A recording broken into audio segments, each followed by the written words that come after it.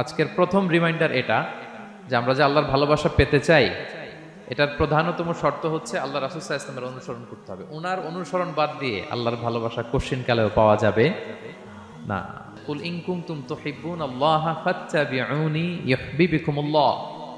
হে নবী, আপনি বলে দিন যে ওহে আমার উম্মতেরা, যদি তোমরা আল্লাহকে ভালোবাসতে চাও তাহলে ফাত্তাবিউনি, আমি নবীর অনুসরণ করো, তাহলে ইউহিব্বুকুমুল্লাহ, আল্লাহ তাআলা স্বয়ং তোমাদেরকে ভালোবাসতে শুরু করে দিবেন। বিশ্বনবীর ভালোবাসা ছাড়া, বিশ্বনবীকে অনুসরণ করা ছাড়া আল্লাহর ভালোবাসা কোশ্চিনকালেও পাওয়া যাবে। কাজী নজরুল ইসলাম খুব চমৎকার করে ওনার কবিতায় লিখেছেন, আল্লাহকে যে পাইতে চায় হাজরাতের অনুসরণে, আরশ কুরসি লৌহ কালাম না চাইতে পেয়েছে সে,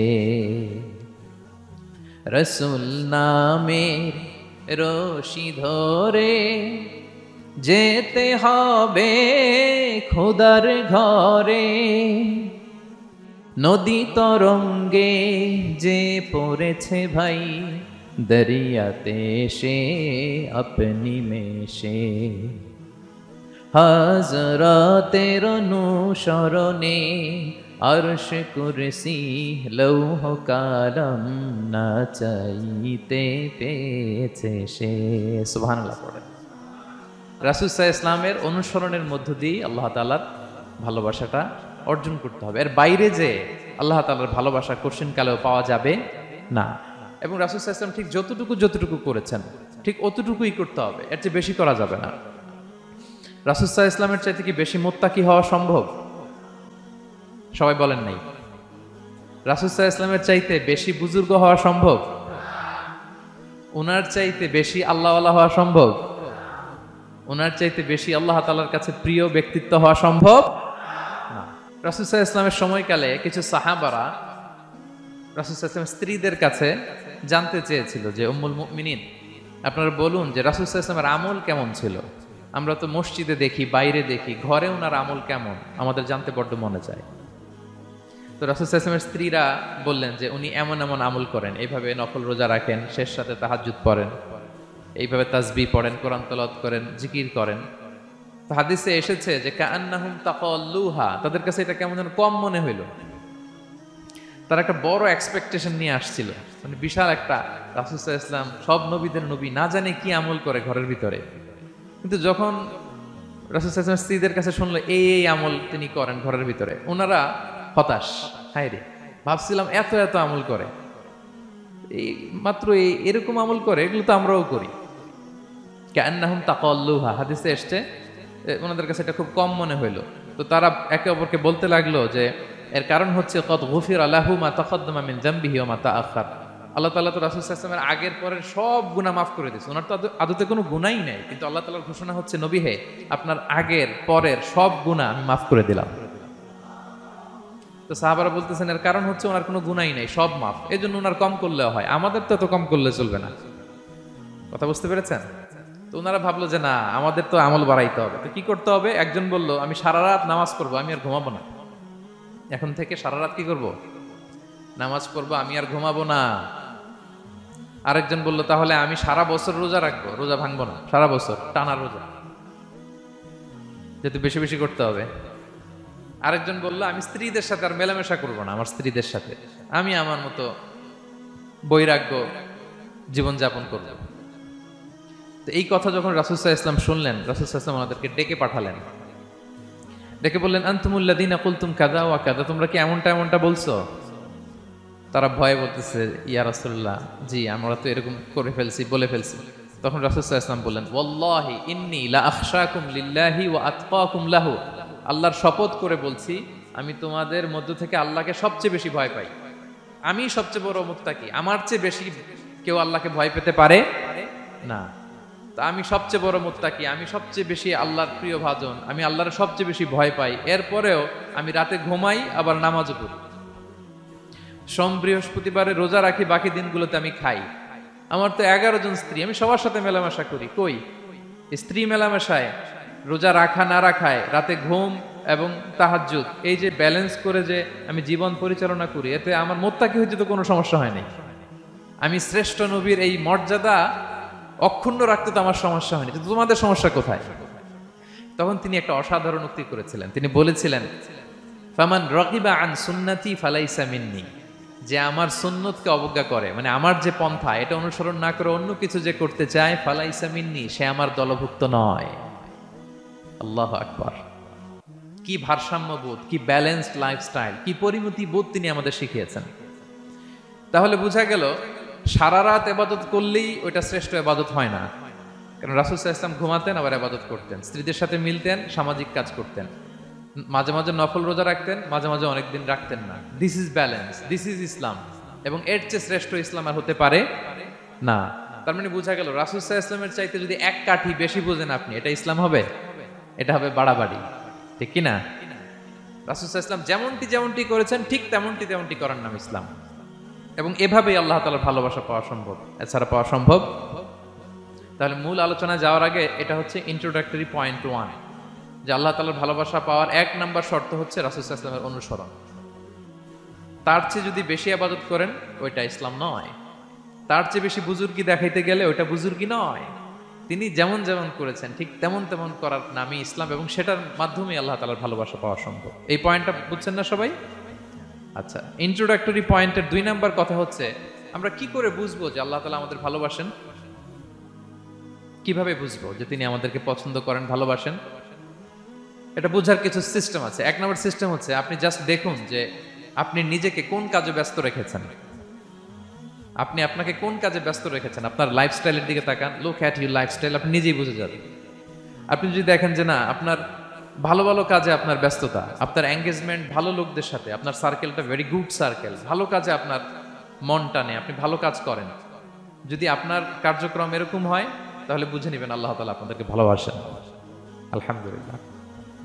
আর যদি দেখেন না, যত আকাম কুকাম আছে ওইটার সবার আগে আপনি, যেই কাজে আল্লাহর ক্রোধ আসে, আল্লাহ রাগ হয়ে যান, যেই কাজ ইসলামে করার নিষেধ, যেটাতে তার অসন্তুষ্টি, ওই কাজে আপনার এঙ্গেজমেন্ট, ইনভলভমেন্ট, আপনার সার্কেলগুলোও এরকম, তাহলে বুঝে নেবেন আল্লাহ ভালোবাসা, এই মহা সৌভাগ্য আপনার কপালে জোটে নাই।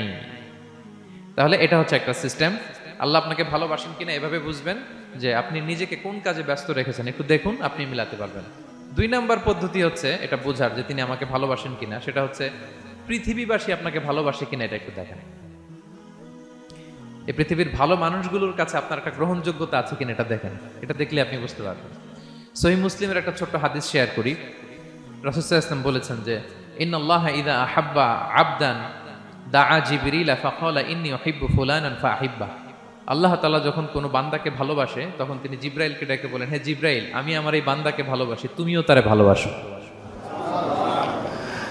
ফায়ুহিব্বুহু জিবরিল, জিবরাইল আলাইহিস সালাম তারে ভালোবাসতে শুরু করে। শুধু এখানেই না, সুম্মা ইউনাদি ফিস সামা, তারপরে তিনি আকাশে একটা অ্যানাউন্সমেন্ট করেন। ফায়াকুল, তিনি বলেন যে, ইন্নাল্লাহা ইউহিব্বু ফুলানান ফাআহিব্বু, ও আকাশবাসীরা, ও ফেরেশতারা, আল্লাহ তাআলা তার এই বান্দাকে ভালোবাসে, তোমরা সবাই তারে ভালোবাসো।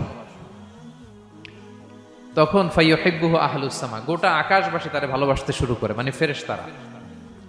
তো আল্লাহ তাআলা এবং সকল ফেরেশতারা যখন তাকে ভালোবাসতে শুরু করে, রাসূল সাল্লাল্লাহু আলাইহি ওয়াসাল্লাম বললেন, সুম্মা ইউদাউ লাহুল কবুলু ফিল আরদ, তখন পৃথিবীতে তার গ্রহণযোগ্যতা বাড়িয়ে দেওয়া হয়, তার অ্যাকসেপ্টেন্স বাড়িয়ে দেওয়া হয়, সবার কাছে তার একটা গ্রহণযোগ্যতা আছে, সবাই তাকে ভালোবাসে। এটা হচ্ছে একটা পদ্ধতি যে আল্লাহ তাআলা আপনাকে ভালোবাসে কিনা আপনি নিজেই বুঝবেন, যে পৃথিবীবাসী আপনাকে ভালোবাসে কিনা, আপনার কলিগরা আপনাকে ভালোবাসে কিনা, আপনার বন্ধুরা আপনাকে ভালোবাসে কিনা, আপনার নেইবররা আপনাকে ভালোবাসে কিনা, পৃথিবীর ভালো মানুষগুলোর কাছে আপনার গ্রহণযোগ্যতা আছে কিনা। যদি থাকে, বুঝবেন আল্লাহ তাআলা আপনাকে ভালোবাসেন, ঠিক কিনা? আল্লাহ তাআলা আমাদেরকে যেন ওই কাতারে শামিল করেন, আমরা পড়ি আমিন। তাহলে আলোচনার টপিক, আল্লাহ তাআলা যাদেরকে ভালোবাসেন। শুরুতে আমরা জানলাম ভালোবাসার পদ্ধতি হচ্ছে, প্রক্রিয়া হচ্ছে একটাই, রাসূল সাল্লাল্লাহু আলাইহি ওয়াসাল্লামের পুঙ্খানু অনুসরণ, তার চেয়ে বেশিও না কমও না, হুবহু অনুসরণ, ঠিক কিনা? 2 নম্বরে জানলাম কি করে বুঝবো, নিজের দিকে তাকান, আপনি কি করেন, what's your activity, what's your engagement, নিজেই বুঝবেন। আর দেখেন যে আশেপাশের মানুষ আপনার ব্যাপারে কি বলে। পৃথিবীবাসী যদি আপনারে পছন্দ করে, তার মানে আল্লাহ তাআলাও আপনারে পছন্দ করে। সবাই বুঝতে পেরেছেন? আচ্ছা, এবার সরাসরি কোরআনে চলে যাই, মূল টপিক বিশ্লেষণে। আল্লাহ তাআলা অনেক শ্রেণীর ব্যক্তিকে ভালোবাসেন বলে তিনি ঘোষণা করেছেন। তিনি বলেছেন যে আমি তাদেরকে ভালোবাসি। এর মধ্যে এক নাম্বার হচ্ছে আল মুহসিনুন। একটু আমার সাথে সাথে বলেন, আল মুহসিনুন। মুহসিনুন মানে হচ্ছে যে ইহসান করে, মানে অন্যের প্রতি অনুগ্রহ দেখায়, অনুগ্রহশীল, অন্যের প্রতি দয়াশীল, অনুগ্রহশীল। এই সমস্ত বান্দাদের আল্লাহ ভালোবাসেন। আল্লাহ বলেন, ওয়া আনফিকু ফি সাবিলিল্লাহি ওয়া লা তুলকু বিআইদিকুম ইলা তাহলুকা ওয়া আহসিনু ইন্নাল্লাহা ইউহিব্বুল মুহসিনিন। তিনি বলেন যে তোমরা আল্লাহর রাস্তায় দান করো আর নিজেরা নিজেদেরকে ধ্বংসের মুখে ঠেলে দিও না, আর তোমরা ইহসান করো অন্যের প্রতি, কারণ ইন্নাল্লাহা ইউহিব্বুল মুহসিনিন, আল্লাহ তাআলা মুহসিনিনদের ভালোবাসেন, মানে যারা অন্যের প্রতি অনুগ্রহ দেখায়, অন্যের প্রতি দয়া পরবশ, তাদেরকে আল্লাহ ভালোবাসেন। সুবহানাল্লাহি ওয়া বিহামদিহি। তাহলে পেয়ে গেলাম, মিলায় নেন যে অন্যের প্রতি সফট কর্নার, অন্যের প্রতি দয়া, অনুকম্পা, হেল্পিং হ্যান্ড, হেল্প করার মানসিকতা, অন্যের দুঃখে কাদা, এই মাইন্ডসেট, এই মেন্টালিটি আমাদের আছে কিনা একটু মিলিয়ে নেন। না থাকলে রিমাইন্ডার হিসেবে নেন যে আমরাও যেন মুহসিনুনদের কাতারে শামিল হতে পারি। ইহসান এটা অনেক বড় তবকার একটা আমল। ইবাদতেও ইহসান লাগবে, ইবাদতের বাইরে সামাজিক কর্মকাণ্ড, রাষ্ট্রীয় কর্মকাণ্ড, সব কাজে আল্লাহ তাআলা এই ইহসানকে আবশ্যক করেছেন। অনুগ্রহ, অন্যদের প্রতি অনুগ্রহশীল হওয়া। ইবাদতে ইহসানটা কেমন? সাইয়েদনা জিবরাইল আলাইহিস সালাম রাসূল সাল্লাল্লাহু আলাইহি ওয়াসাল্লামকে জিজ্ঞেস করেছিলেন যে ইয়া রাসূলুল্লাহ ফাখবিরনি আনিল ইহসান, ইহসান আবার কি, আমাকে একটু বলেন। তো ইবাদতে ইহসানটা কেমন? রাসূল সাল্লাল্লাহু আলাইহি ওয়াসাল্লাম বললেন যে ইহসান হচ্ছে আন তা'বুদাল্লাহা কাআন্নাকা তারাহু ফাইন লাম তাকুন তারাহু ফাইন্নাহু ইয়ারাক। তুমি এমন ভাবে ইবাদত করবে, তুমি ভাববে যে তুমি আল্লাহকে দেখছো, তুমি আল্লাহকে দেখে দেখে ইবাদত করতেছো, এরকম ভাবো না একটু। আর এটা ভাবতে যদি কষ্ট হয়, অন্তত এতটুকু তো ভাবো যে আল্লাহ তোমায় দেখছেন। এতটুকু ভাবা যাবে না? আমরা যখন নামাজ পড়ি, আমাদের প্রত্যেকটা সালাতের মুহূর্তে আমাদের এটা ভাবতে হবে যে আল্লাহ তাআলা কিন্তু আমাকে দেখছেন। এই যে আমি ফিস করে সুবহানা রাব্বিয়াল আলা পড়ি, সুবহানা রাব্বিয়াল আযীম পড়ি, আমি তাসবিহ পড়ি, আমার রুকু সেজদা সবকিছু আমার আল্লাহ দেখছেন। এই সেন্স, এই অনুভূতি যদি আপনার মধ্যে থাকে, এটাই হচ্ছে ইবাদতের ইহসান। আর ইবাদত ছাড়া আমাদের দৈনন্দিন কাজ, পারিবারিক কাজ, সামাজিক কাজ, এই সমস্ত কাজেও কিন্তু আল্লাহ তাআলা ইহসানকে আবশ্যক করেছেন। প্রিয় ভাই এবং বোনেরা, অন্যের প্রতি অনুগ্রহ করাটাকে তিনি কি করেছেন? আবশ্যক করেছেন। একটা ছোট্ট হাদিস শুনি। হাদিসে রাসূল সাল্লাল্লাহু আলাইহি ওয়াসাল্লাম ইরশাদ করছেন যে ইন্নাল্লাহা তাবারাকা ওয়া তাআলা কাতাবাল ইহসানা আলা কুল্লি শাই। আল্লাহ তাআলা সব কিছুর উপর ইহসানকে আবশ্যক করেছেন, সব কিছুর উপর। মুমিনের সব কাজে ইহসান থাকতে হবে, অন্যের প্রতি অনুগ্রহের পরশ থাকতে হবে। এবার মজার একটা পার্ট আসছে হাদিসে, খেয়াল করে শুনি। রাসূল সাল্লাল্লাহু আলাইহি ওয়াসাল্লাম বলেন ফাইদা ক্বাতালতুম ফাআহসিনুল কিতলা। আল্লাহ তাআলা সব জায়গায় ইহসানকে আবশ্যক করেছেন। এমন কি ফাইদা ক্বাতালতুম, যখন তোমরা কতল করবে কাউকে, ফাআহসিনুল কিতলা, ইহসানের সাথে কতল করো। সুবহানাল্লাহ বললেন না? প্রসঙ্গটা কি? হত্যার প্রসঙ্গটা। রাষ্ট্রীয় কাজে হয়তো ডেথ পেনাল্টি, তার মৃত্যুদণ্ড দিতে হবে। রাসূল সাল্লাল্লাহু আলাইহি ওয়াসাল্লাম বলেন ফাইদা ক্বাতালতুম ফাআহসিনুল কিতলা, মৃত্যুদণ্ড দিবা কিন্তু ইহসানের সাথে দিও। আপনি চাইলেই তার কান কেটে ফেলতে পারবেন না, তাকে শ্বাসরুদ্ধ করতে পারবেন না, পেট্রোল দিয়ে তার দেহ জ্বালিয়ে দিতে পারবেন না, চাইলেই এই দেহটারে আপনি নষ্ট করতে পারবেন না। রাষ্ট্রীয় কাজে বিচারে সাব্যস্ত হয়েছে তার এখন ডেথ পেনাল্টি, মৃত্যুদণ্ড কার্যকর করবেন, ঠিক আছে, কিন্তু সেখানে ইহসানের সাথে। ফাইদা ক্বাতালতুম ফাআহসিনুল কিতলা, মৃত্যুদণ্ড কার্যকর করার সময় ইহসানের সাথে করো। ওয়া ইদা যাবাহতুম ফাআহসিনুয যাবাহা, জবাই করার সময়ও ইহসান করো। সুবহানাল্লাহ। করতেছি জবাই, করতেছি কি? তো মেরে ফেলতেছি প্রাণীটাকে খাওয়ার জন্য, স্লটারিং, লিটারালি আমি ছুরি চালাচ্ছি ওর গলায়, ফিনকি দিয়ে রক্ত বেরোবে এখনই, মেরে ফেলতেছি। কিন্তু যা মনে চায় আপনি কোপাতে পারবেন? কুরবানির পশুকে কষ্ট দিতে পারবেন না। আমরা এই ভুলটা করি। রাসূল সাল্লাল্লাহু আলাইহি ওয়াসাল্লাম দেখেন আরো স্পেসিফিক করে বলছেন যে ওয়ালিউহিদ্দা আহাদুকুম শাফরাতাহু ওয়ালিউরিহ যাবিহাতাহু, তোমরা জবাইয়ের সময় তোমাদের ছুরিটাকে ধার করে নিও, যাতে করে প্রাণীটা কম কষ্ট পায়। সুবহানাল্লাহ। আমরা অনেক সময় ভুল করে ফেলি। আমরা গরু শোয়ানোর পরেই রশি কোথায়, এই ছুরি কোথায়, এই কষাই কোথায়, এই যে 7 জনের নামে জবাই হবে এদের নাম কোথায়, গরুটাকে আমরা কষ্ট দিচ্ছি। রাসূল সাল্লাল্লাহু আলাইহি ওয়াসাল্লাম বলে না, মুমিনের প্রতিটি কাজে ইহসানের পরশ থাকে। তারা প্রাণী জবাই করবে ঠিকই খাওয়ার জন্য, কিন্তু এখানেও ইহসান করতে হবে, ঠিক কিনা? তারা মৃত্যুদণ্ড কার্যকর করবে, ডেথ পেনাল্টি রাষ্ট্রীয় আইনে, কিন্তু যেমন মনে চায় তেমন করা যাবে না। ওইখানেও ইহসান রাখার দরকার আছে না নাই? প্রিয় ভাইয়েরা, এই ইহসানকে যারা মেনটেন করে জীবনের সব কাজে, আল্লাহ তাদেরকে বড্ড ভালোবাসে, বড্ড পছন্দ করে। তো আমরা যেন সবাই সবার প্রতি ইহসান করি। স্বামী স্ত্রীর প্রতি ইহসান করুন, স্ত্রী স্বামীর প্রতি ইহসান করুন, বাবা সন্তানের প্রতি, সন্তান বাবার প্রতি, পরিবারের সকল সদস্যদের প্রতি ইহসান করুন, কর্মচারীদের প্রতি ইহসান করুন, সহকর্মীদের প্রতি ইহসান করুন। মুমিন জীবনের প্রতিটি কাজে ইহসানের পরশ থাকবে, কারণ ইন্নাল্লাহা ইউহিব্বুল মুহসিনিন। আল্লাহ তাআলা মুহসিনদের, যারা অন্যদের প্রতি অনুগ্রহ দেখায়, তাদেরকে বড্ড ভালোবাসেন। এই পয়েন্টটা কি বুঝতে পেরেছেন সবাই? ক্লিয়ার? 2 নম্বরে চলে যায়, আর কাদেরকে আল্লাহ ভালোবাসেন? 2 নম্বরে হচ্ছে আত-তাওয়াবুন, যারা ভুল করেই তওবা করে সাথে সাথে, আল্লাহ তাদেরকে বড্ড ভালোবাসেন। সুবহানাল্লাহ। আল্লাহ তাআলা বলছেন ইন্নাল্লাহা ইউহিব্বুত তাওয়াবিন ওয়া ইউহিব্বুল মুতাতাহহিরিন। আল্লাহ তওবাকারীদেরকে যেমনি ভালোবাসেন, পবিত্রতা অর্জনকারীদেরও ভালোবাসেন। ওটা আমি পরে আসতেছি, এখন তওবাতেই থাকি। তাহলে 2 নম্বরে হচ্ছে ইন্নাল্লাহা ইউহিব্বুত তাওয়াবিন। 2 নম্বরে হচ্ছে কাদেরকে ভালোবাসেন? তওবাকারীদেরকে তিনি বড্ড ভালোবাসেন। দেখেন রাসূল সাল্লাল্লাহু আলাইহি ওয়াসাল্লাম কি বলে, তিনি বলেন ওয়াল্লাহি ইন্নী লা আস্তাগফিরুল্লাহ ওয়া আতুবু ইলাইহি ফিল ইয়াউমি আকসারা মিন 70 মাররা। আল্লাহর শপথ, আমি বিশ্বনবী প্রতিদিন 70 বারেরও বেশি তওবা পড়ি। যার আগেও কোনো গুনাহ নাই, পরেও কোনো গুনাহ, উনি তওবা করে কয়বার? 70 বার। আমাদের তো কোনো গুনাহ টুনা নাই, তাই না? হ্যাঁ, আমাদেরও গুনাহ আছে নাকি? বস্তা ভরা। তো বিশ্বনবী যদি 70 বার তওবা করেন ডেইলি বেসিস, আমাদের করা দরকার কয়বার? যার যার কাছে ছেড়ে দিলাম, বলেন। 70,000 বার করা দরকার, ঠিক কিনা? প্রিয় ভাইরা, তাওবা কি? তাওবা মানে ফিরে আসা আল্লাহর কাছে। ভুল করেছি, অনুতপ্ত হয়ে আল্লাহর কাছে ফিরে আসবো, এটার নাম তাওবা। To return back to your Lord, আল্লাহর কাছে ফিরে আসবেন। এই ফিরে আসাটাকে আল্লাহ খুব পছন্দ করেন। এখানেই শয়তান আর আমাদের মধ্যে পার্থক্য। শয়তান ভুল করে করছি তো করছে, ওইটার মধ্যেই সে অটল অবিচল, ক্ষমা আর চাইনি। কিন্তু আমরা সকালে ভুল করে দুপুরে মাফ চাই, দুপুরে করে রাতে মাফ চাই, আজকে ভুল করে কালকে মাফ চাই, ঠিক কিনা?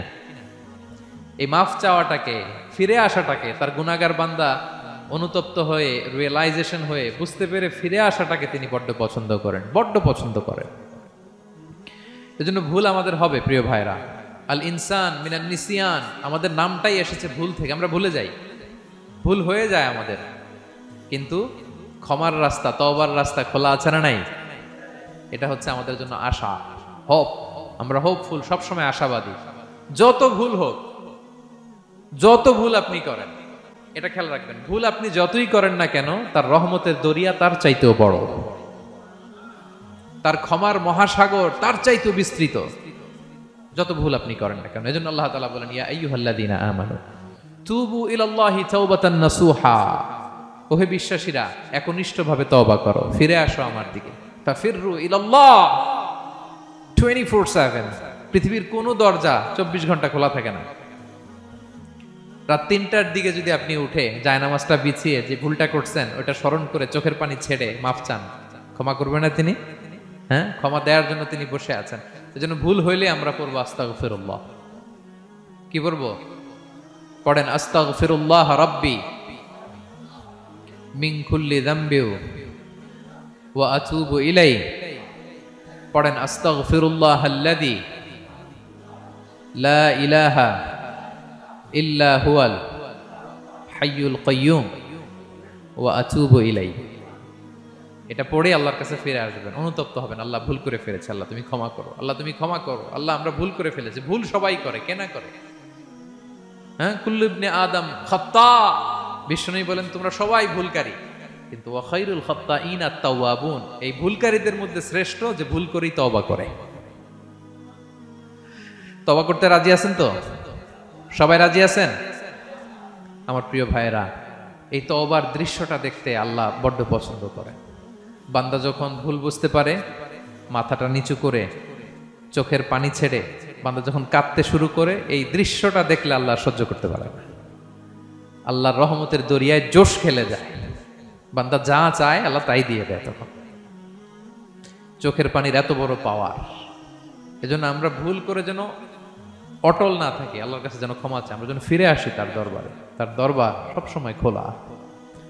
এবং তিনি এই তওবার বা ফিরে আসার দৃশ্যটা দেখতে কত পছন্দ করেন শোনেন। রাসূল সাল্লাল্লাহু আলাইহি ওয়াসাল্লাম বলেন, ওয়াল্লাযী নাফসি বিয়াদিহি, তার শপথ যার হাতে আমার আত্মা, লাউলাম তুযনিবু, তোমরা যদি ভুল না করতে, লা যাহাবাল্লাহু বিকুম, আল্লাহ তোমাদেরকে ধ্বংস করে দিতেন। ওয়ালা জাআ বিকওমিন, আল্লাহ এমন এক জাতি তৈরি করতেন, ইউযনিবুন, ওরা খালি ভুল করত, ফায়াস্তাগফিরুন, আর ক্ষমা চাইতো, ফায়াগফিরুল্লাহু লাহুম, আর আল্লাহ তাদের ক্ষমা করতেন। তোমরা যদি ভুল না করতে, এই বনি আদম, তোমরা যদি ভুল না করতে, তোমাদেরকে আল্লাহ তাআলা ধ্বংস করে এমন একটা গোষ্ঠী বানাইতেন যারা খালি ভুল করতো আর মাফ চাইতো, ভুল করতো আর মাফ চাইতো, আর আল্লাহ মাফ করে দিত। সুবহানাল্লাহ বললেন না? গাফিরিয যামবি ওয়া কাবিলিত তাওব, তিনি পাপ মোচন করার জন্যই তো তিনি আমার রব, তওবা কবুল করার জন্যই তো তিনি আল্লাহ সুবহানাহু ওয়া তাআলা, তিনি রব্বে কারীম। তার দয়ার কোনো শেষ নাই, তার মায়ার কোনো শেষ নাই। আমরা যখন তওবা করি, অনুতপ্ত হই, চোখের পানি ছেড়ে যখন কাঁদি, আল্লাহ যে কত খুশি হয় এটার একটা উপমা হাদিসে এসেছে, সহিহ মুসলিমের হাদিস। রাসূল সাল্লাল্লাহু আলাইহি ওয়াসাল্লাম বলেন, লাল্লাহু আশাদ্দু ফারাহান বিতাওবাতি আবদিহি হিনা ইয়াতুবু ইলাইহি, কেউ যখন তওবা করে আল্লাহ কত খুশি হয় জানো? শোনো, ওই ব্যক্তির চাইতে আল্লাহ বেশি খুশি হয়ে যায় যে ব্যক্তি মরুভূমিতে সফরে বেরিয়েছে, সাথে তার বাহন বা উট, ওই উটের মধ্যেই তার পানি বা খাবার, হঠাৎ করে উটটা হারায় গেছে। শুনতেছেন? মরুভূমিতে উট নিয়ে বের হয়েছিল সফরে, উটের মধ্যে তার পানি, তার খাবার, তার বেঁচে থাকার সমস্ত মাধ্যম, কিন্তু হঠাৎ করে উট কি হয়ে গেছে? হারায় গেছে। উট খুঁজে আর পায় না, দৌড়াতে দৌড়াতে হয়রান। কত দৌড়াবে? ধুধু মরু প্রান্তর, কয়েক ঘন্টা দৌড়ালেই তো সে তৃষ্ণার্ত হয়ে মারা যাবে। দৌড়াতে দৌড়াতে হাঁপাতে হাঁপাতে শেষ, জীবনের আশাও শেষ, যে উট যেহেতু পাই নাই, আজকে সারাদিন দৌড়ালে তো তৃষ্ণা আমি মারাই যাব রাতে। তো জীবনের আশা ভরসা শেষ করে হাঁটতে হাঁটতে হাঁপাতে হাঁপাতে হঠাৎ একটা গাছের সন্ধান পেল। ওই গাছের নিচে যে এত ক্লান্ত, তৃষ্ণার্ত, হাঁপাতে হাঁপাতে ঘুমায় গেছে, হতাশ, আমার বাঁচার আর কোনো মাধ্যম নাই, আমার উট হারায় গেছে, ওইখানেই পানি, ওইখানেই খাবার। ক্লান্ত শ্রান্ত হয়ে তৃষ্ণার চোটে ঘুম চলে আসছে। হঠাৎ ঘুম থেকে জেগে ওঠে, উটটা পাশেই দাঁড়ায় আছে। যে ওটের উপরে তার পানি এবং খাবার ছিল, পুরা মরুভূমিতে দৌড়াইতে দৌড়াইতে আবার সন্ধ্যাবেলায় এসে মালিকের সামনে দাঁড়ায় আছে। সে ঘুম থেকে উঠি তাড়াতাড়ি করে রশি ধরে ফেলছে উটের। পুরোটা হাদিসের অনুবাদ শোনাচ্ছি। তো উটের রশি ধরে বেচারা এত খুশি, এত খুশি, এত খুশি, যে খুশির চোটে ও বলতে আরম্ভ করছে, আল্লাহুম্মা আনতা আবদি ওয়া আনা রাব্বুক, আল্লাহ তুমি আমার গোলাম, আমি তোমার রব, তুমি দয়া করে এই ওটটা ফিরাই দিছো, আজকে তুমি ওটটা ফিরাই না দিলে আমি তো মরে যেতাম। আল্লাহ প্রশংসা তোমার। খুশির চোটে। কিসের চোটে? খুশির চোটে কথা উল্টে গেছে। সে এত খুশি, সে আনন্দে এত উদ্বেলিত, এত খুশি, সে বলতেছে আল্লাহ, আল্লাহুম্মা আনতা আবদি, আল্লাহ তুমি আমার গোলাম। খুশিতে আল্লাহুম্মা আনতা আবদি, আল্লাহ তুমি আমার গোলাম, ওয়া আনা রাব্বুক, আমি তোমার রব, তোমার দরবারে লাখো কোটি শুকরিয়া। আল্লাহ কেঁদে কেঁদে বলতেছে।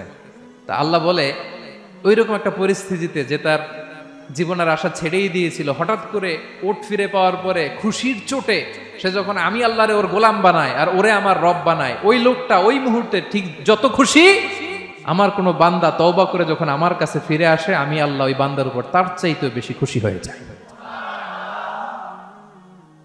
লাল্লাহু আশাদ্দু ফারাহা। ওই ব্যক্তি কত খুশি হইলে আল্লাহর গোলাম বানায়, কত খুশি হইলে সে সেন্স হারায় ফেলে যে আল্লাহ তুমি আমার গোলাম, আমি তোমার রব। কখন বলে? খুশিতে সে মাতোয়ারা। আল্লাহ বলে, ওই মাতোয়ারা ব্যক্তি ওই মুহূর্তে যত খুশি, আমার কোনো বান্দা ভুল করে বোঝার পরে যখন চোখের পানি ছেড়ে আমার কাছে তওবা করে, আমি আল্লাহ তার চাইতে বেশি খুশি হয়ে যা। তওবা করবেন তো? করবেন? করবেন? ইন্নাল্লাহা ইউহিব্বুত তাওয়াবিন। আল্লাহ তাআলা তওবাকারীদের বড্ড ভালোবাসেন। আমার ভাইরা, ভুল হলেই যেন আমরা তওবা করি। কয়টা জানলেন? প্রথমটা কি ছিল? কি করে? ভুলে গেছি। ইহসান করে, মুহসিনুন, যারা অন্যদের প্রতি অনুগ্রহ প্রদর্শন করে। আচ্ছা, 2 নাম্বার কি ছিল? তাওবা, মানে আত-তাওয়াবুন, যারা ভুল হলেই কি করে?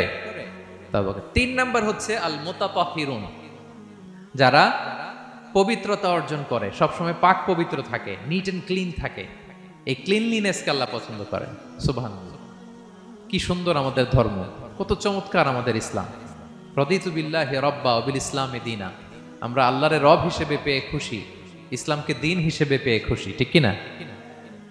3 নাম্বার হচ্ছে ওয়া ইউহিব্বুল মুতাতাহহিরিন, আল্লাহ তাআলা পবিত্রতা অর্জনকারীদের বড্ড পছন্দ করেন। মুতাতাহহিরিন, যারা সব সময় পাক পবিত্র থাকে, পরিচ্ছন্ন থাকে, এবং এটা খুব জরুরি। রাসূল সাল্লাল্লাহু আলাইহি ওয়াসাল্লাম বলেছেন, তুহুরু শাতরুল ঈমান, পবিত্রতা এটা ঈমানের অঙ্গ। কেন ঈমানের অঙ্গ? কারণ নামাজ যার নাই তার ঈমান নাই, আর পবিত্রতা ছাড়া নামাজই হয় না। এজন্য রাসূল সাল্লাল্লাহু আলাইহি ওয়াসাল্লাম বলেছেন পবিত্রতা ঈমানের অঙ্গ। সুবহানাল্লাহ পড়েন। দেখেন নামাজের যে আহকাম আরকান আছে, আহকাম তো বাইরে, নামাজ শুরুর আগে, এর মধ্যে 3টা আহকাম বা 3টা ফরজই হচ্ছে এই পাক পবিত্রতা নিয়ে। ছোটবেলা আপনারা পড়েছেন না, শরীর পাক, কাপড় পাক, নামাজের জায়গা পাক। তার মানে আপনি নামাজে যখন দাঁড়াবেন আপনার শরীরটা পাক পাক পবিত্র হইতে হবে। আপনি যে ড্রেস গায়ে দিয়ে নামাজে দাঁড়ালেন এটা পবিত্র হইতে হবে। যেই জায়গাটাতে আপনি নামাজের জন্য দাঁড়ালেন ওই জায়গাটা পবিত্র হতে হবে। এই 3টা জায়গা পবিত্র কিনা আপনাকে এনশিওর করে আল্লাহু আকবার, তার আগে আল্লাহু আকবার বললে হবে? হবে না। এজন্য ইসলাম হাতে ধরিয়ে ধরিয়ে আমাদেরকে পবিত্র হওয়ার পদ্ধতি শিক্ষা দিয়েছেন। রাসূল সাল্লাল্লাহু আলাইহি ওয়াসাল্লাম যখন এগুলো শিখাতেন মুশরিকরা হাসতো, হায় রে কেমন নবী তোমাদের, কিভাবে টয়লেটে যাইতে হয় এটাও শিখায়। সাহাবারা বলতেন, হ্যাঁ আমাদের নবী ধরে ধরে আমাদের শিখায় যে টয়লেটে ঢুকতে বাম পা, বেরোতে ডান পা, ঢোকার আগে দোয়া, ওয়ালা তাস্তাকবিলুল কিবলা, কিবলামুখী হওয়া যাবে না, ঢিলা ইউজ করলে 3টা ইউজ করো, বেজর করো, প্রতিটা জিনিস, কি করে ওযু করতে হয়, কি করে তায়াম্মুম করতে হয়, কি করে ফরজ গোসল করতে হয়, আমার নবী ধরে ধরে আমাদের শিখিয়েছেন, ঠিক কিনা? ধরে ধরে শিখিয়েছেন। কিভাবে ওযু করবেন রাসূল সাল্লাল্লাহু আলাইহি ওয়াসাল্লাম গামলা নিয়ে তিনি দেখিয়েছেন। কিভাবে তায়াম্মুম করবেন মাটিতে বাড়ি দিয়ে তায়াম্মুম করে দেখিয়েছেন। কেমন করে মেসওয়াক করবেন দেখিয়েছেন। কিভাবে আতর ইউজ করবেন দেখিয়েছেন। ক্লিনলিনেসের যত দিক হতে পারে সব বিশ্বনবী আমাদের শিখিয়েছেন। এমনকি কালামুল্লাহ মাজিদে আল্লাহ তাআলা আমাদেরকে সুস্পষ্ট জানিয়েছেন, ইয়া আইয়ুহাল্লাযীনা আমানু ইযা কুমতুম ইলা সলাতি ফাগসিলু উজুহাকুম, যখন নামাজে দাঁড়াবা আগে ওযু করো। ফাগসিলু উজুহাকুম, যারা আরবি বোঝেন আগে মুখ ধুয়ে নাও। ও আইদিয়াকুম ইলাল মারাফিক, তারপরে 2 হাত কোণই পর্যন্ত ধুয়ে নাও। ওয়ামসাহু বিরুউসিকুম, তারপর মাথা মাসে করে নাও। ও আরজুলাকুম ইলাল কাবাইন, এরপরে টাকনু পর্যন্ত 2 পা ধুয়ে নাও। ওযু হয়ে গেল না? হয়েছে না? এবার ধরে ধরে আমাদেরকে শেখানো হয়েছে। যদি গোসল ফরজ হয়, ওয়া ইন কুনতুম জুনুবান ফাত্তাহহারু, গোসল ফরজ হলে গোসল করে নাও। এখন ওযু গোসলের জন্য পানি নাই, তো ওযু আর গোসলের জন্য যদি পানি না থাকে, ফালাম তাজিদু মাআন ফাতায়াম্মামু সাঈদান তাইয়্যিবা, পবিত্র মাটি দিয়ে তায়াম্মুম করো। দেখেন ওযুও শিখাইলো কোরআন, তায়াম্মুমও শিখাইলো কোরআন। পাক পবিত্র হওয়ার ক্লিনলিনেসের যত আয়োজন আছে সব আল্লাহর কোরআনে আছে না নাই? সব আল্লাহ তাআলা আমাদেরকে জানিয়ে দিয়েছেন। এবং আম্মা জান আয়েশা রাদিয়াল্লাহু তাআলা আনহা আল্লাহ রাসূল সাল্লাল্লাহু আলাইহি ওয়াসাল্লামকে জিজ্ঞেস করেছিলেন, ইয়া রাসূলুল্লাহ, কিয়ামতের দিন এত নবীর উম্মত, কোটি কোটি মানুষ, আপনি আপনার উম্মতকে চিনবেন কি করে? এত মানুষ থাকবে, আপনি কি করে চিনবেন? রাসূল সাল্লাল্লাহু আলাইহি ওয়াসাল্লাম বললেন, ইন্না উম্মতি ইয়াতুনা ইয়াউমাল কিয়ামাতি গুররাম মুহাজ্জালিনা মিন আসারিল wudu। তিনি বললেন ওযুর চিহ্ন দেখে আমি আমার উম্মত চিনব। আমার যে সমস্ত উম্মতেরা ওযু করে নামাজ পড়েছে, ওযুর পানি তাদের গায়ের যেই যেই জায়গায় লেগেছে, এই জায়গাগুলো কিয়ামতের দিন রেডিয়াম বাতির মতো জল জল জল জল করে জ্বলতে থাকবে। আমি এটা দেখে চিনে ফেলবে আমার উম্মত, নামাজি, পাক্কা নামাজি। আল্লাহু আকবার। এবং অতিরিক্ত পবিত্রতা অর্জনের জন্য কিছু সাহাবীদেরকে আল্লাহ স্পেশালি কোরআনে অ্যাপ্রিশিয়েট করেছেন। তারা হচ্ছে মসজিদে কোবা পল্লীর আশেপাশে যে সাহাবারা, তারা অতিরিক্ত পবিত্রতা অর্জন করতেন। আল্লাহ তাআলা বলেন, ফিহি রিজালুন ইউহিব্বুনা আন ইয়াতাতাহহারু, এই মসজিদে কোবার আশেপাশে এমন কিছু মুসল্লি আছে যারা পছন্দ করে পবিত্রতা অর্জন করতে, বেশি পবিত্রতা অর্জন করতে তারা পছন্দ করে। আর ওয়াল্লাহু ইউহিব্বুল মুত্তাহিরিন, আল্লাহ তাআলা অতিরিক্ত পবিত্রতা অর্জনকারীকে ভালোবাসেন, পছন্দ করেন। সুবহানাল্লাহ পড়েন। তো তাদের প্রশংসা যখন আল্লাহ তাআলা কোরআনে করলেন, বিষ্ণু সাল্লাল্লাহু আলাইহি ওয়াসাল্লাম তাদেরকে ডাকলেন, বললেন, ও কোবাপল্লীর সাহাবীরা, ঘটনা কি? তোমাদের নাম বিশেষভাবে আল্লাহ তাআলা কোরআনে উল্লেখ করেছে যে ফিহি রিজালুন ইউহিব্বুনা আন ইয়াতাতাহহারু, কি তোমাদের এমন গুণ তোমরা কিভাবে পবিত্রতা অর্জন করো? তারা বলতে আরম্ভ করলো যে নাতাওয়াদ্দাউ লিস-সালাহ, আমরা নামাজের সময় ওযু করি, ওয়া নাগতাসিলু মিনাল জানাবা, গোসল ফরজ হলে গোসল করি, ওয়া নাস্তানজি বিল মা, আর পানি দিয়ে ইস্তেনজা করি। সুবহানাল্লাহ। এই পানি দিয়ে ইস্তেনজা করাটা আল্লাহ পছন্দ করেছেন। ওনাদের সময় ওনারা পানি দিয়ে ইস্তেনজা করতো না, পাথর দিয়ে ঢিলা দিয়ে তারা ক্লিন হয়ে যেত। এর কারণ হচ্ছে তাদের খাদ্য প্রক্রিয়াটা এমন ছিল, ড্রাই ফ্রুট খেত তো, খেজুর, গোশত, রুটি, তো তাদের স্টুলটা ওই রকম হইতো। আরবের লোকদের অনেকের এই স্টুলটা এরকম হয়। যেমন আমাদের যখন কখনো কোষ্ঠকাঠিন্য হয় তখন দেখবেন যে আমাদেরও এরকম হয়। তো আমরা যখন স্টুল পাস করি তখন আমাদের এই পায়ুপথটা মূলত বেরিয়ে আসে, স্টুল পাস করে আবার পায়ুপথ আমাদের দেহের ভেতরে চলে যায়। ফলে যখন কারো কোষ্ঠকাঠিন্য হয় তখন দেখা যায় যে তারা টিস্যু ইউজ করা লাগে না। আমাদেরও কখনো কখনো এরকম হয় না? হয়। তো ওনাদের সারা বছর একই রুটিন, ওনাদের আসলে টিস্যু ইউজ করা লাগে না, ওনাদের স্টুলটাই এরকম। কিন্তু এরপরেও ওই সাহাবারা এক্সট্রা পানি ইউজ করতেন। আমরা যেমনি কল ঘোরালেই পানি, ওই সময় পানি এত অ্যাভেলেবল ছিল না, সপ্তাহে একদিন গোসল করার সুযোগ পেতেন। পানি মানে এটা গোল্ডের মতো দাম, ডায়মন্ডের মতো দাম পানি মরুভূমিতে। তো তারা বলে ওয়ানাস্তানজি বিল মা, আমরা পানি জমিয়ে রাখি, সেই পানি দিয়ে ইস্তেনজা করি। রাসূল সাল্লাল্লাহু আলাইহি ওয়াসাল্লাম বললেন ক্বালা ফাহুয়া যাক ফাআলাইকুম, তাহলে এটাই সেই কারণ, এটাই সেই কারণ, এজন্যই আল্লাহ তাআলা স্পেশালি কোরআনের ভেতরে তোমাদের নাম তুলে দিয়েছেন। পড়ুন সুবহানাল্লাহ। তা আমরা যেন এই পবিত্রতাকে গুরুত্ব দেই প্রিয় ভাইয়েরা, কারণ আল্লাহ তাআলা তিনি বলছেন ইন্নাল্লাহা ইউহিব্বুত তাওয়াবিন, তিনি তাওবাকারীদের যেমনি ভালোবাসেন, ওয়া ইউহিব্বুল মুতাতাহহিরিন, তিনি পবিত্রতা অর্জনকারীদেরকে ভালোবাসেন। আমরা যেন অজু করার সময় খুব ভালোভাবে করি। রাসূল সাল্লাল্লাহু আলাইহি ওয়াসাল্লাম যখন বললেন অজুর পানি যেখানে লাগে ওটা জল জল করে জ্বলবে, তো আবু হুরায়রা রাদিয়াল্লাহু তাআলা আনহু হাত তো ধুইতে হয় কোনি পর্যন্ত, উনি এতটুকু ধুইতেন। উনি বলতেন যে কিয়ামতের দিন আমার হাত এতটুকু পর্যন্ত জল জল করবে। কি মাইন্ডসেট ওনাদের, সুবহানাল্লাহ। সো আমরা যেন এই ক্লিনলিনেসের সর্বোচ্চ নাজরানা পেশ করি, সর্বোচ্চটা যেন আমরা সবসময় মেসওয়াক করা, পারফিউম ইউজ করা, অজু গোসল যেন আমরা করি। ফলে আমরা মুতাতাহহিরিন, পবিত্রদের অন্তর্ভুক্ত হতে পারবো। আর আল্লাহ তাআলা পবিত্রদের বড্ড ভালোবাসেন। বুঝতে পেরেছেন? তাহলে 1 নম্বরে মুহসিনুন, যারা ইহসান করে, 2 নম্বরে যারা তাওবা করে, 3 নম্বরে যারা পবিত্র থাকে, 4 নম্বরে আল মুত্তাকুন, যারা আল্লাহ তাআলাকে ভয় পায়। আল্লাহ তাআলা বলছেন বালা মান আওফা বিআহদিহি ওয়াত্তাকা ফাইন্নাল্লাহা ইউহিব্বুল মুত্তাকিন। হ্যাঁ, যারা ওয়াদা রাখে, আল্লাহকে ভয় করে, আল্লাহ তাআলা এই মুত্তাকিদের বড্ড ভালোবাসে। মুত্তাকি অর্থাৎ আল্লাহ সচেতনতা, আল্লাহ ভীরুতা যাদের ভেতরে আছে, যে কোনো পরিস্থিতিতে তারা ভাবে যে আল্লাহ তাআলা আমাকে দেখছেন, এই সেন্স, এই অনুভূতি যার মধ্যে আছে সে মুত্তাকি। তা আমরা মানুষের সামনে যেভাবে যেরকম সৎ থাকি, আমরা যদি মানুষের চক্ষুর আড়ালেও সৎ থাকি তাহলে আমরা মুত্তাকি। বুঝতে পেরেছেন? মুত্তাকির তাকওয়ার অনেক সংজ্ঞা আছে, অনেক সংজ্ঞা। সবচেয়ে সহজ সংজ্ঞা হচ্ছে মানুষের সামনে আমরা যতটা ভালো, আমার প্রাইভেট লাইফেও যদি আমি ততটা ভালো হই তাহলে আমি মুত্তাকি। একটু যোগ বিয়োগ দিয়ে নেন নিজের সাথে নিজে, যে আমি পাবলিকলি যতটা ভালো প্রাইভেটলি ততটা ভালো কিনা। যদি হই তো আমি মুত্তাকি। ওমরে ফারুক রাদিয়াল্লাহু তাআলা আনহু একবার উবাই ইবনে কাবকে বললেন, ইয়া উবাই মা হুয়া তাকওয়া, আল্লাহ কোরআনে এত তাকওয়ার কথা বলেছেন, তাকওয়াটা কি? উনি প্রশ্নের উত্তর না দিয়ে উনিও প্রশ্ন করলেন। উনি বললেন হাল সালাকতা তরিকান দা শাউক, ইয়া আমিরাল মুমিনিন, আপনি কি কখনো মরুভূমিতে কাঁটাযুক্ত রাস্তা দিয়ে হেঁটেছেন? উনি বললেন হেঁটেছি। তো কিভাবে হেঁটেছেন? দেখেন কেমনে উত্তর দেয় এক সাহাবী আরেক সাহাবীকে। যেখানে যে রাস্তায় কাঁটা আছে, ক্যাকটাস আছে, গুলমলতা, কিভাবে হেঁটেছেন?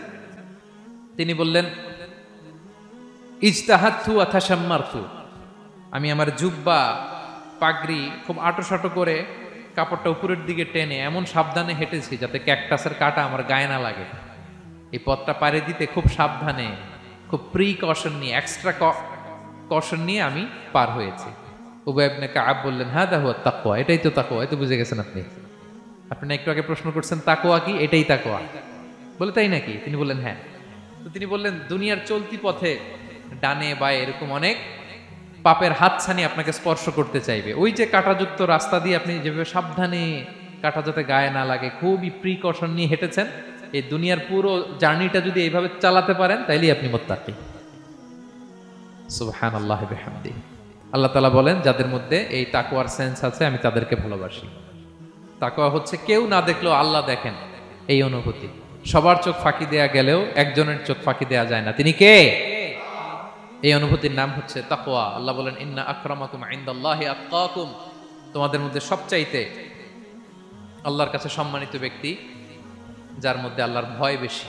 নাকি আল্লাহ বলছে তোমাদের মধ্যে যে সবচেয়ে বড় বিলিয়নিয়ার সে আল্লাহর কাছে সম্মানিত, দেখতে বেশি সুন্দর সে সম্মানিত। যার জনবল আছে, অর্থবল আছে, লোকবল আছে না, তাকওয়া। তাকওয়া হচ্ছে ক্রাইটেরিয়া, যার তাকওয়া বেশি সে আমার কাছে সম্মানিত। এবং আল্লাহ তাআলা বলেন, ওমাইয়াত্তাকিল্লাহা ইয়াজআল লাহু মাখরাজা ওয়া ইয়ারযুকহু মিন হাইসু লা ইয়াহতাসিব, যে আল্লাহকে সবসময় ভয় পাবে, যে মুত্তাকি, সে কোথাও জীবনে আটকাবে না, কোথাও আটকাবে না। জীবনে কোনো বিপদ আসলে একটা ওয়ে আউট, একটা এক্সিট। মালয়েশিয়াতে তো বলে কেলুয়ার। মালয়েশিয়া কি বলে? এই জীবনে কোথাও আটকাবেন না, আটকাইলেই একটা কেলুয়ার পেয়ে যাবেন। কেলুয়ারের ব্যবস্থা করে দিবে কে? ব্যবস্থা করে দিবেন। আর এমন জায়গা থেকে তিনি রিজিকের বন্দোবস্ত করবেন আপনি কল্পনাও করেননি। সুবহানাল্লাহ বিহামদি। তাহলে 4 নম্বরে মুত্তাকুন, যারা আল্লাহকে ভয় করে আল্লাহ তাদেরকে ভালোবাসেন। আমরা যেন মুত্তাকিদের কাতারে শামিল হতে পারি। আল্লাহ তুমি তৌফিক দাও। প্রিয় ভাইরা আমার, 5 নম্বরে হচ্ছে আল মুতাওয়াক্কিলুন, যারা আল্লাহর উপর তাওয়াক্কুল করে। আল্লাহ বলে, ফাইদা আযামতা ফাতাওয়াক্কাল আলাল্লাহ ইন্নাল্লাহা ইউহিব্বুল মুতাওয়াক্কিলিন। কোন বিষয়ে যখন দৃঢ় সংকল্প নিয়েছো তো আল্লাহর উপর ভরসা করো, কারণ আল্লাহ ওই সমস্ত লোকদের ভালোবাসা যারা আমার উপর তাওয়াক্কুল করে, মানে ভরসা করে। তাওয়াক্কুল মানে একজনের উপর ভরসা, তিনি কে? আমরা ভরসা কার উপর করব? পৃথিবীর কোন শক্তির উপর, কোন মানুষের উপর, কোন মিডিয়ার উপর, কোন ক্ষমতার উপর? আমাদের ভরসা এক মহান সত্তার প্রতি, তিনি কে? সবসময় আমরা আল্লাহর উপর ভরসা রাখি এবং প্রতিটি মুহূর্তে যেন আমরা আল্লাহর উপর তাওয়াক্কুল করি। রাসূল সাল্লাল্লাহু আলাইহি ওয়াসাল্লাম এটা আমাদের শিখিয়েছেন। এমনকি ঘর থেকে বেরোলেও যেন আমরা আল্লাহর উপর তাওয়াক্কুল করি, বিশ্বনবী শিখিয়েছেন। তিনি ঘর থেকে বেরোলেই পড়তেন, বিসমিল্লাহি তাওয়াক্কালতু আলাল্লাহ লা হাওলা ওয়ালা কুওয়াতা ইল্লা বিল্লাহ। পড়েন আপনারা? আল্লাহর উপর, আল্লাহর নামে, আল্লাহর উপর তাওয়াক্কুল করে বেরোলাম, এটা পড়ে বেরোবেন। আর প্রতিদিন লম্বা একটা দোয়া পড়তেন, আল্লাহুম্মা ইন্নী আউযু বিকা আন আযিল্লা আও উযাল্লা আও আদিল্লা আও উদাল্লা আও আযলিমা আও উযলামা আও আজহালা আও ইউজহালা আলাইহি। চমৎকার দোয়া, চমৎকার দোয়া। এটা পড়ে তিনি বেরোতেন। তো এই তাওয়াক্কুল যারা করে, আল্লাহর উপর ভরসা রাখে, আল্লাহ তাদেরকে বড্ড পছন্দ করেন।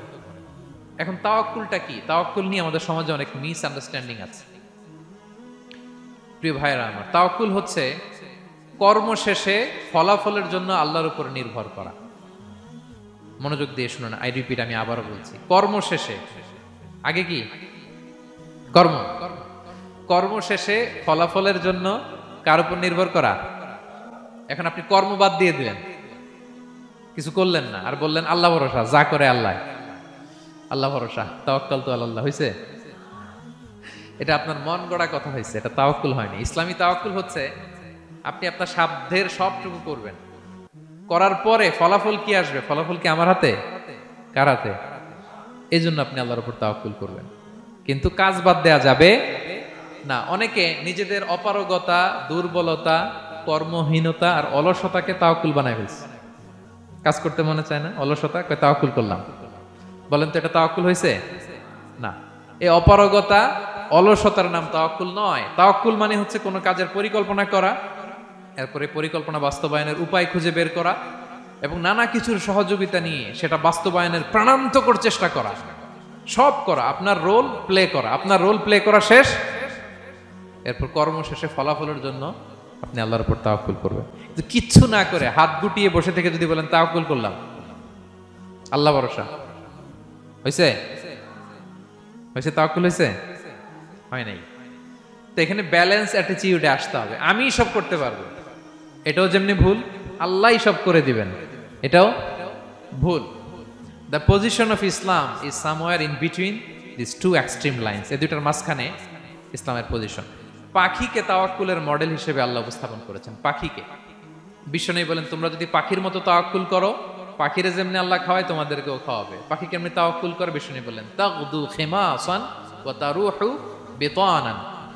পাখিগুলো প্রতিদিন সকালবেলা কিচির মিচির রবে তার বাসা থেকে বের হয়ে জঙ্গলে ছড়িয়ে পড়ে, সারাদিন খুঁজতে খুঁজতে ঘুরতে ঘুরতে উঠতে উঠতে আল্লাহ তাআলা বিকেলবেলা আবার প্রতিটি পাখির ওদর পূর্তি করে তার ঘরে ফিরিয়ে নিয়ে আসে, ঠিক কিনা? তো পাখি কি ঘরের ভিতরে বসে থেকে তাওয়াক্কুল করছে? সকালবেলা আগে কি করছে? বের হয়ে গেছে। তো আগে আপনার রোলটা আপনার প্লে করতে হবে, তারপরে আপনি আল্লাহর উপর তাওয়াক্কুল করবেন। অনেকে নিজেদের অপারগতা অলসতাকে তাওয়াক্কুল বানিয়েছে। না, অপারগতা, অলসতা, কর্মহীনতা এগুলো থেকে রাসূল সাল্লাল্লাহু আলাইহি ওয়াসাল্লাম আল্লাহর কাছে পানাহ চেয়েছেন। এগুলোর সাথে ইসলামের কোনো সম্পর্ক নাই। তার মানে হাত গুটিয়ে বসে থেকে আল্লাহ ভরসা বলবেন, কি করবেন? হ্যাঁ, সর্বোচ্চ চেষ্টা চালিয়ে যেতে হবে। এরপরে ফলাফলের জন্য আমরা কার উপর ভরসা করব? কারণ ইন্নাল্লাহা ইউহিব্বুল মুতাওয়াক্কিলিন, আল্লাহ তাআলা তাওয়াক্কুলকারীদেরকেও ভালোবাসেন। আলহামদুলিল্লাহ বলেন। তাহলে কয়টা গেল? কয়টা? আর তিনটা বলবো, আর তিনটা। 6 নম্বরে হচ্ছে as-সাবিরুন। সাবিরুন মানে কি? হ্যাঁ, ধৈর্যশীল। তো বুঝে ফেলছে। as-সাবিরুন সবর শব্দ থেকে এসেছে। as-সাবিরুন মানে ধৈর্যশীল। যারা আল্লাহর উপর ধৈর্য, বিপদে আপদে আল্লাহর দেয়া বিপদে যারা ধৈর্য ধারণ করে, ওই ধৈর্যশীল ব্যক্তিদেরকে আল্লাহ তাআলা পছন্দ করেন। আল্লাহ তাআলা বলেন, ওয়া কাআইয়্যিম মিন নাবিয়্যিন ক্বাতালা মাআহু রিব্বিয়ুনা কাসীর ফামা ওয়াহানু লিমা আসাবাহুম ফি সাবিলিল্লাহ ওয়া মা দুউফু ওয়া মাস্তাকানু ওয়াল্লাহু ইউহিব্বুস সাবিরিন। কত নবী আছে, তাদের সাথে অনেক আল্লাহওয়ালারা লড়াই করেছে, তারা বিপদে হতোদ্যম হয়নি, নতজানু হয়নি, তাদেরকে দমানো যায়নি, তারা ধৈর্য ধারণ করেছে। কারণ ইন্নাল্লাহা ইউহিব্বুস সাবিরিন, আল্লাহ তাআলা ধৈর্যশীলদের বড় ভালোবাসেন। মুমিনের ব্যাপারটা বড়ই ইন্টারেস্টিং, বড়ই চমৎকার। এটা মুমিন ছাড়া অন্য কারো হয় না। ব্যাপারটা কেমন? রাসূল বলেন, ইন আসাবাতহু সাররাউ শাকারা। মুমিন যখন আনন্দে থাকে তখন মুমিন শুকরিয়া করে। শুকরিয়া করলে সওয়াব আছে না নাই? কারণ শুকরিয়া একটা ইবাদত। আর ওয়া ইন আসাবাতহু দাররাউ, মুমিন যখন বিপদে পড়ে দুঃখে থাকে, সাবারা, তখন সে ধৈর্য ধারণ করে। ধৈর্য ধারণ করলে সওয়াব আছে না নাই? তো সওয়াব ছাড়া আমাদের আর কিছু আছে? আমি জীবনে হয় সুখী নয় দুঃখী, কি বলেন? আমাদের জীবনের চলতি পথে হয় কখনো আমরা সুখী নয়, সুখের সময় কি করি? শুকর করি। শুকর করলে সওয়াব আছে না নাই? আর দুঃখের সময় কি করি? সবর করি। সবর করলে সওয়াব আছে না নাই? তাহলে হয় শুকর নয় সবর। এই দুইটা ইবাদত মুমিন জীবনে সর্বদা চলমান। কেমন একটা উইন উইন সিচুয়েশন। সুবহানাল্লাহ পড়বেন না? একটা উইন উইন সিচুয়েশন। এজন্য প্রিয় ভাইরা, মাথা গরম করবেন না, কখনোই অস্থির হবেন না, আতঙ্কিত হবেন না, ধৈর্য ধারণ করুন। কারণ ধৈর্য এমন একটা গাছ, চারি গায়ে কাটা, কিন্তু ফলটা বড় মিষ্টি। এজন্য আল্লাহ তাআলা বলেন, ইন্নাল্লাহা ইউহিব্বুস সাবিরিন, আল্লাহ তাআলা ধৈর্যশীল বান্দাদেরকে পছন্দ করেন। কয়টা গেল? 6টা। 7 নম্বরে আল মুকসিতুন। মুকসিতুন মানে হচ্ছে ন্যায়পরায়ণ, যে ইনসাফের সাথে ফায়সালা করে, যে পার্শিয়ালিটি করে না, হ্যাঁ, 2 নাম্বারই করে না। বিচার করতে যে যখন রায় দেয়, ন্যায়সঙ্গত ভাবে রায় দেয়, ঘুষ খেয়ে বায়াজ হয়ে কোনো রায় দেয় না, তাদেরকে আল্লাহ পছন্দ করে। কিন্তু আমাদের বিচার ব্যবস্থার দিকে তাকান, গোটা বিশ্বব্যাপী আছে না নাই? ছোট্ট একটা বিচারেও দেখবেন যে ছোট্ট সালিশ বসছে, এর কাছ থেকে টাকা খেয়ে ওর পক্ষে রায় দিয়ে দেয়, এরকম আছে না নাই? না, আল্লাহ তাআলা তাদেরকে বড্ড অপছন্দ করেন। বরং যারা বায়াজ নয়, যারা পার্শিয়ালিটি করে না, যারা ইনসাফের সাথে ন্যায় ভিত্তিক ফায়সালা করে, আল্লাহ তাদেরকে পছন্দ করেন। আল্লাহ তাআলা বলেন, ওয়া ইন হাকামতা ফাহকুম বাইনাহুম বিল কিসত। নবী, যখন আপনি বিচার করবেন, ন্যায় পরায়ণতার সাথে বিচার করুন। কারণ ইন্নাল্লাহা ইউহিব্বুল মুকসিতিন, আল্লাহ তাআলা ন্যায় পরায়ণদেরকে বড্ড ভালোবাসেন। ন্যায় পরায়ণ জীবনের প্রতিটি ক্ষেত্রে। পার্শিয়ালিটি আপনি করতে পারবেন না, আপনার মধ্যে কোনো বায়াসনেস থাকতে পারবে না। আল্লাহ বলেন, কিয়ামতের দিন আমি যে মিজানের পাল্লা বসাবো, ওয়া নাদাউল মাওয়াজিনাল কিসতা লিয়াউমিল কিয়ামা, এই মিজানের পাল্লা, এর মধ্যে কোনো বায়াসনেস নাই। ফামান ইয়ামাল মিসকালা যাররাতিন খাইরান ইয়ারা, অনুপরিমাণ ভালো এটাও ওজন হবে, অনুপরিমাণ খারাপ এটাও ওজন হবে। ফালা তুযলামু নাফসুন শাইআ, সেদিন কারো প্রতি বিন্দু পরিমাণ জুলুম করা হবে না। ন্যায় বিচারের মানদণ্ড তিনি সেদিন কায়েম করবেন। আর দুনিয়াতে যারা ন্যায় বিচার করে, ন্যায় ভিত্তিক ফায়সালা করে, তাদেরকে আল্লাহ ভালোবাসেন। সুবহানাল্লাহ পড়েন। রাসূল সাল্লাল্লাহু আলাইহি ওয়াসাল্লাম কতটা ন্যায়পরায়ণ ছিলেন শুনেন। অষ্টম হিজরিতে তিনি যখন মক্কা বিজয় করলেন, মক্কার লোকেরা তার হাতে বায়াত হলো, তিনি অল্প কিছুদিন এখানে 20 দিনের মতো ছিলেন মক্কায়। তো ইন দ্য মিন টাইম মক্কার কোরাইশ গোত্রের একটা শাখা, এটার নাম হচ্ছে বনু মখজুমিয়া। বনু মখজুমিয়া গোত্রের একটা নারী চুরিতে ধরা পড়ল। তো চুরি করলে ইসলামের বিধান কি? হাত কেটে দাও। এখন সাহাবারা বলতে লাগলো, হায় রে, এই নতুন মাত্র কোরাইশরা কালিমা পড়ে মুসলমান হইল, রাসূল সাল্লাল্লাহু আলাইহি ওয়াসাল্লাম যদি এখনই এই মহিলার হাত কেটে দেয় তাহলে এখানে তো একটা ঝামেলা হবে। কিন্তু আমরা তো কেউ বলারও সাহস রাখি না। কে যে বলবে নবীর কাছে যে নবী এই আজকের জন্য, এবারের জন্য এই মহিলারা মাফ করে দেন, হাত কেটে দিয়েন না। কেউ সাহস করতে পারে না। পরে রাসূল সাল্লাল্লাহু আলাইহি ওয়াসাল্লামের পালক পুত্রের ছেলে উসামা বিন যায়েদ হিব্বু রাসূলিল্লাহ, ওনাকে রাসূল সাল্লাল্লাহু আলাইহি ওয়াসাল্লাম বড্ড ভালোবাসতেন। সবাই বলে উসামারে যে বল, সে তো নাতির মতো। যায়েদ হচ্ছে পালক পুত্র, পালক পুত্রের ছেলে তো নাতি, হাসান হোসেনের মতো আদর করতেন। তো তাকে যে বলো। সবাই বললো, উসামা আমরা কেউ পারবো না, তুমি যে বলো। তো উসামা ছোট মানুষ যে বলতেছে, ইয়া রাসূলুল্লাহ, সবাই বলতেছে এবারের জন্য একটু মাফ করে দেয়া যায় না, এই মহিলাটারে একটু মাফ করে দেয়া যায় না। রাসূল সাল্লাল্লাহু আলাইহি ওয়াসাল্লাম রেগে গেলেন। তিনি বললেন, তোমাদের আগে বনি ইসরাইলের এই স্বভাব ছিল, ধনীরা চুরি করলে মাফ করত, গরিবরা চুরি করলে বিচার কার্যকর করত। শুনে রাখো কুরাইশের লোকেরা, শুনে রাখো মক্কাবাসী, লাউ আন্না ফাতিমাতা বিনতি মুহাম্মাদিন সারাকাত লা কাতাআ মুহাম্মাদুন ইয়াদাহা। আরে বনু মখজুমিয়ার মেয়ে তো দূর কি বাত, আমার কলিজার টুকরা নয়নের পুতলি ফাতেমাও যদি আজকে চুরিতে ধরা পড়তো, তার হাত কেটে দিতে আমি মুহাম্মদ 1 সেকেন্ডও দেরি করতাম না। আমার মেয়ে ফাতেমা যদি চুরিতে দোষী সাব্যস্ত হতো, তার হাত কাটতে আমি সময় নিতাম না। This is Islam, this is ইনসাফ, দিস ইজ জাস্টিস।